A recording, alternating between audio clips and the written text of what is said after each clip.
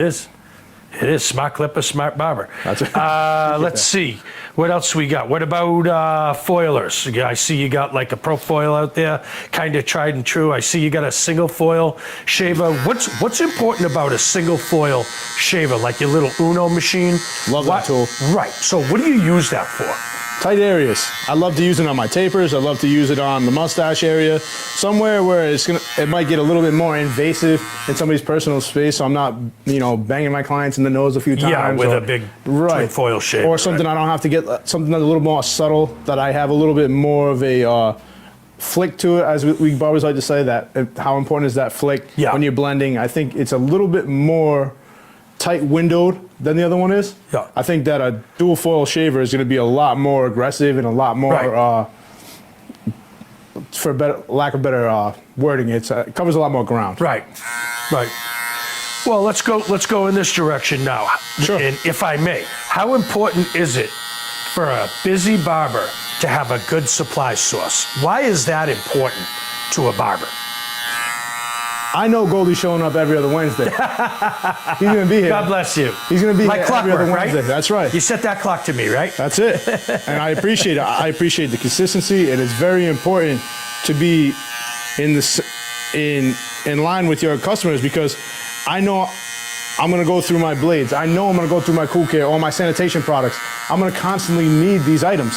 And if I constantly need these items, and my supplier or my time even is so limited, I'm not going to be able to accommodate. So Goldy, from the very start of my business, has been there for me and shows up every other week for me, and I wouldn't go anywhere else.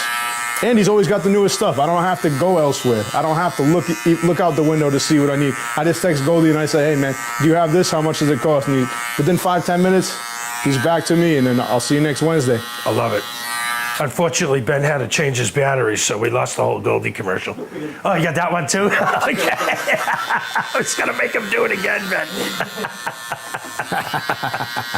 That's excellent. So a good supply source is important, because for a busy barber who doesn't have time to run to stores. That's right. Right? And they don't carry half the stuff.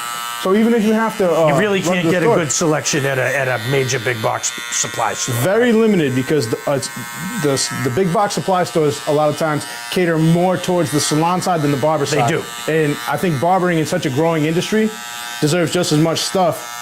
And that's where the opportunity is to do what I do. The men's grooming has been the fastest growing segment of the beauty industry for, I want to say, like 10 years now. I've seen it. Right. It's crazy. And I mean, you can see, all you got to do is go through the magazine to see all the different tools and things like that. I think there's a huge opportunity for a barber to step up and really teach stylists, not so much men's grooming, what some of the tips and tricks are, but what I notice with stylists is they have all the wrong equipment.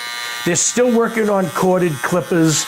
They don't know about the whole world of Stylecraft and Babyliss and Wall and Andis in terms of the technology of the cordless machines that's coming out. I just think there's a huge opportunity for an experienced barber to go into a beauty salon and teach them men's styling techniques. I know all of these major hair care companies do it, but they don't use barbers. It's not the same.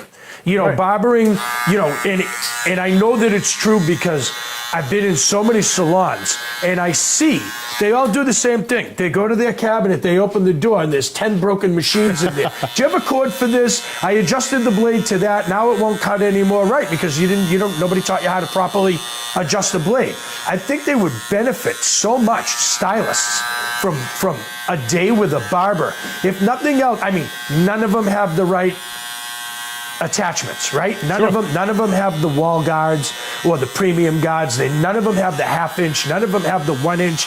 They seem to have a mishmash of equipment.